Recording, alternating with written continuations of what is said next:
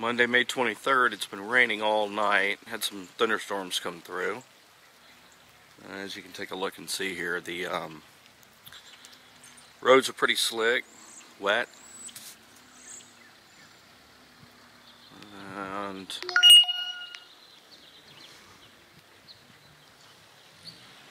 take a look at the driveway. The suspected area of holding water. As you can see, there is no pool of water in the driveway.